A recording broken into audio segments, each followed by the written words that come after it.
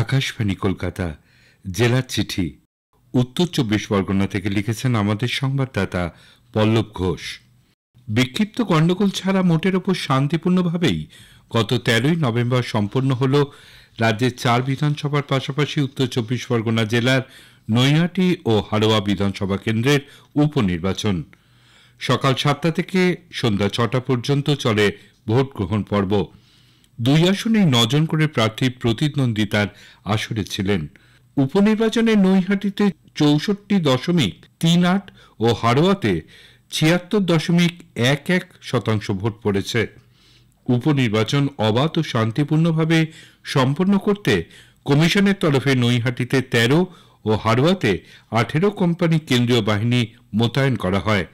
ভোটকে কেন্দ্র করে কোনো রকম হিংসাত্মক বা বড় ধরনের অশান্তির খবর না আসলেও বিরোধী দল বিজেপি ও আইএসএফ এর প্রার্থীরা শাসক দল তৃণমূল কংগ্রেসের বিরুদ্ধে একাধিক বুথে বুথ জ্যাম, ছাপ্পা ভোট, তাদের এজেন্টদের বসতে না দেওয়া, ভয় দেখানো, ভোটারদের ভোটদানে বাধা, তাদের প্রভাবিত করা, প্রার্থীদের বুথ পরিদর্শনে বাধা দেওয়ার অভিযোগ এনেছে। যদিও কমিশনের তরফে দুই বিধানসভার কোনো বুথেই পুনর্নির্বাচনের নির্দেশ দেওয়া হয়নি। ভোটের ফল ঘোষণা হবে আগামী ২৩শে নভেম্বর। নৈহাটি বিধানসভা উপনির্বাচনের ভোট গণনা হবে নৈহাটি বঙ্কিমাঞ্জলি স্টেডিয়ামে।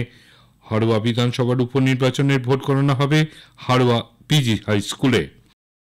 ভারত ও বাংলাদেশ দুই দেশের মধ্যে বাসিন্দাদের যাতায়াত বৃদ্ধি ও ব্যবসায়িক সম্পর্কের উন্নতির লক্ষ্যে গত ২৮শে অক্টোবর বনগাঁর পেট্রাপোল স্থলবন্দর যাত্রী টার্মিনাল ভবন ও মৈত্রী দ্বারের উদ্বোধন করেন কেন্দ্রীয় স্বরাষ্ট্রমন্ত্রী অমিত শাহ। শীততাপ নিয়ন্ত্রিত টার্মিনাল ভবনে ভিআইপি লাউঞ্জ, ডিউটি ফ্রি শপের মতন আধুনিক সুবিধা আছে। এছাড়াও শিশুদের মাতৃদুগ্ধ পানের জন্য আলাদা ঘর, জল ও খাবারের ব্যবস্থা, চিকিৎসার সুবিধা রয়েছে। যাত্রী টার্মিনাল ভবনটি এমনভাবে তৈরি করা হয়েছে যাতে দৈনিক ২৫,০০০ যাত্রী এর মধ্যে দিয়ে যাতায়াত করতে পারেন।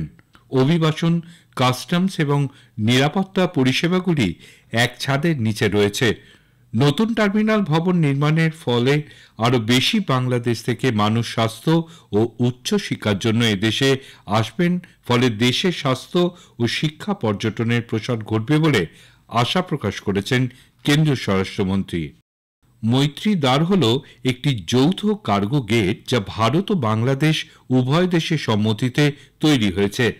কেন্দ্রীয় স্বরাষ্ট্রমন্ত্রী ২০২৩ সালে এর ভিত্তিপ্রস্তর স্থাপন করেছিলেন। পেট্রাপোল বন্দর দিয়ে প্রতিদিন ৬০০ থেকে ৭০০ পণ্যবাহী ট্রাক যাতায়াত করে। নতুন কার্গো গেট নির্মাণের ফলে আগামী দিনে সংখ্যাটা আরও বাড়বে বলে আশা করা হচ্ছে। দ্রুত পণ্য খালাস ও ছাড়পত্রের লক্ষ্যে automatic number plate recognition camera, facial recognition camera, boom ব্যারিয়ারের মতন আধুনিক ব্যবস্থা এখানে থাকছে। আরজিকর কাণ্ডের ন্যায় বিচারের দাবিতে রাজ্য জুড়ে চলছে সাধারণ মানুষের মিছিল, আন্দোলন। আরজিকর হাসপাতালের নারকীয় ঘটনায় গত রবিবার ১০০ দিন পূর্ণ হয়েছে। সোদপুরের অভয়া মঞ্চের পক্ষ থেকে রবিবার বিকেলে সোদপুর থেকে শ্যামবাজার পর্যন্ত প্রতিবাদ মিছিলের আয়োজন করা হয়।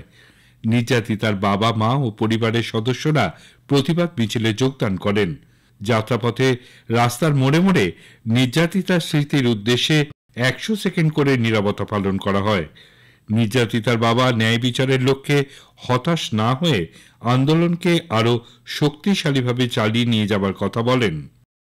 আদিবাসী জাগরণ মঞ্চের পক্ষ থেকে স্বাধীনতা সংগ্রামী ভগবান বিরসা মুন্ডার ১৫০তম জন্মবার্ষিকী গত ১৫ই নভেম্বর সন্দেশখালী ২ নম্বর ব্লকের সামাজিক শিক্ষা কেন্দ্র প্রাঙ্গণে উদযাপন করা হয়। ধামসা মাদল সহযোগে আদিবাসী পুরুষ মহিলারা বর্ণাঢ্য শোভাযাত্রায় অংশ নেন। আদিবাসী মহিলারা নৃত্য পরিবেশন করেন। অনুষ্ঠানে উপস্থিত ছিলেন সন্দেশখালী ২ নম্বর পঞ্চায়েত সমিতির সহ সভাপতি মহেশ সর্দার, সন্দেশখালী থানার পুলিশ আধিকারিক সহ বিশিষ্ট ব্যক্তিবর্গ। জেলার চিঠি শেষ হল। উত্তর ২৪ পরগনা থেকে পাঠিয়েছেন আমাদের সংবাদদাতা পল্লব ঘোষ।